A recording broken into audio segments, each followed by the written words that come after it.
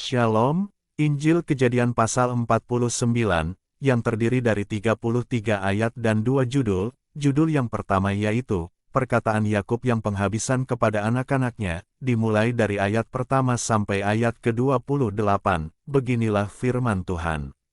Kemudian Yakub memanggil anak-anaknya dan berkata, datanglah berkumpul, supaya kuberitahukan kepadamu, apa yang akan kamu alami di kemudian hari.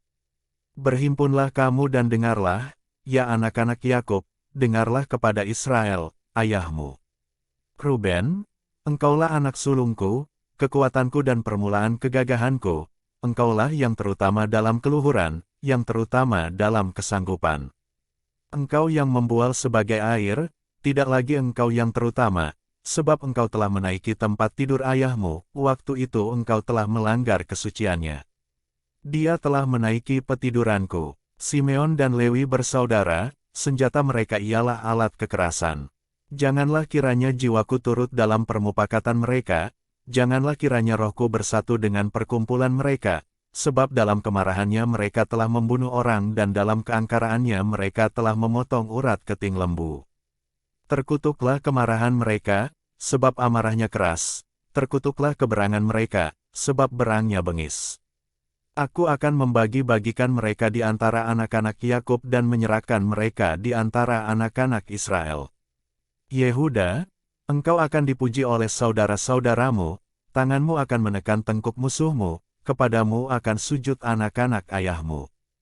Yehuda adalah seperti anak singa, setelah menerkam, engkau naik ke suatu tempat yang tinggi, hai anakku, ia meniarap dan berbaring seperti singa jantan atau seperti singa betina, siapakah yang berani membangunkannya? Tongkat kerajaan tidak akan beranjak dari Yehuda ataupun lambang pemerintahan dari antara kakinya, sampai dia datang yang berhak atasnya, maka kepadanya akan takluk bangsa-bangsa. Ia akan menambatkan keledainya pada pohon anggur dan anak keledainya pada pohon anggur pilihan, ia akan mencuci pakaiannya dengan anggur dan bajunya dengan darah buah anggur. Matanya akan merah karena anggur dan giginya akan putih karena susu. Zebulon akan diam di tepi pantai laut, ia akan menjadi pangkalan kapal, dan batasnya akan bersisi dengan Sidon. Isahar adalah seperti keledai yang kuat tulangnya, yang meniarap diapit bebannya. Ketika dilihatnya, bahwa perhentian itu baik dan negeri itu permai, maka disendengkannyalah bahunya untuk memikul, lalu menjadi budak rodi. Adapun Dan, ia akan mengadili bangsanya sebagai salah satu suku Israel. Semoga Dan menjadi seperti ular di jalan, seperti ular beludak di denai yang memagut tumit kuda, sehingga penunggangnya jatuh ke belakang.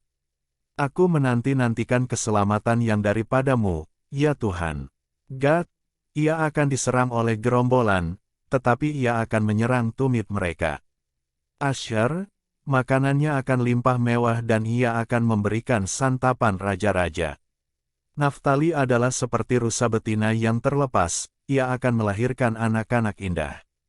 Yusuf adalah seperti pohon buah-buahan yang muda, pohon buah-buahan yang muda pada mata air. Dahan-dahannya naik mengatasi tembok. Walaupun pemanah-pemanah telah mengusiknya, memanahnya dan menyerbunya. Namun panahnya tetap kokoh dan lengan tangannya tinggal liat, oleh pertolongan yang maha kuat pelindung Yakub, oleh sebab gembalanya gunung batu Israel. Oleh Allah ayahmu yang akan menolong engkau, dan oleh Allah yang maha kuasa, yang akan memberkati engkau dengan berkat dari langit di atas, dengan berkat samudera raya yang letaknya di bawah, dengan berkat buah dada dan kandungan. Berkat ayahmu melebihi berkat gunung-gunung yang sejak dahulu, yakni yang paling sedap di bukit-bukit yang berabad-abad, semuanya itu akan turun ke atas kepala Yusuf, ke atas batu kepala orang yang teristimewa di antara saudara-saudaranya.